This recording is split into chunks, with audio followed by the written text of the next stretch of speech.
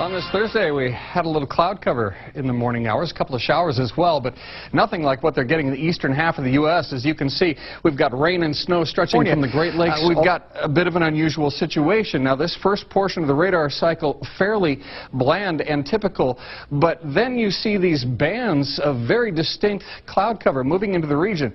That is not rain, that is not snow, believe it or not. Military aircraft flying through the region is dropping chaff. Small bits of aluminum, sometimes it's made of plastic or even metallicized paper products, but it's used as an anti-radar issue, and obviously they're up there practicing. Now, they won't confirm that, but I was in the Marine Corps for many years, and I'll tell you right now, that's what it is.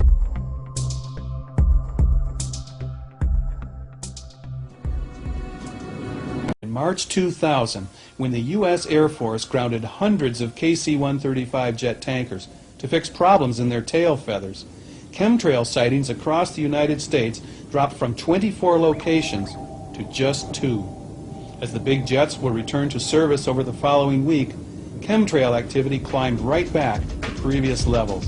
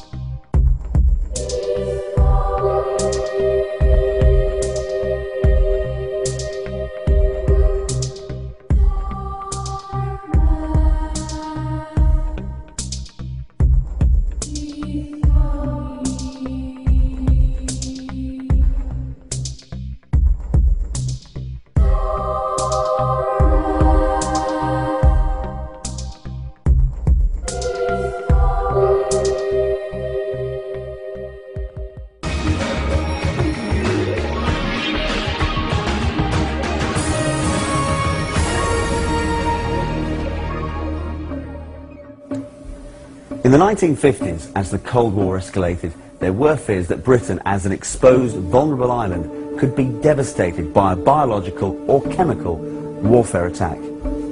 In readiness for possible war, people living in vast areas of Bedfordshire, Norfolk and the East Coast became guinea pigs in covert defence experiments. A chemical concoction comprising cadmium was used to mimic how a biological germ cloud would spread if Soviet Russia released one during an attack on us.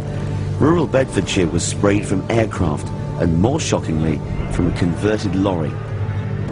The Ministry of Defence have consistently said there was no significant health risk as a result of the experiments.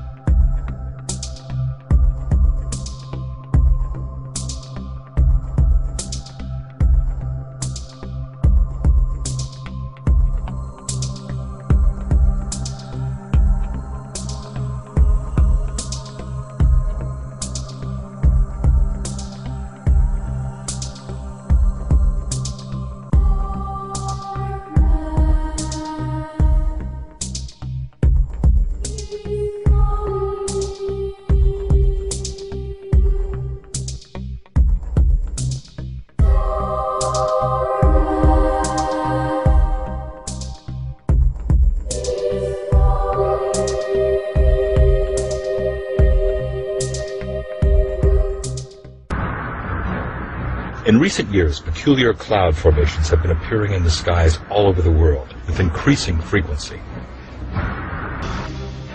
While highly speculative, some researchers suggest these strange cloud formations are another agent of weather warfare. Chemtrails are deliberately sprayed by high-flying U.S. Air Force tankers, dispersing chemicals into the atmosphere. Will Thomas has authored a book about chemtrails. Since the late 1990s, he has worked closely with another journalist in investigating these strange patterns that appear in the sky. The theory is that chemtrails are being used in conjunction with HAARP. By spraying metal oxides into the air above enemy skies, then directing ELF waves from HAARP to heat those metal oxides, the temperature of the sky is raised to more than 100 degrees Fahrenheit, preventing the accumulation of water vapor that would otherwise form clouds and produce rainfall.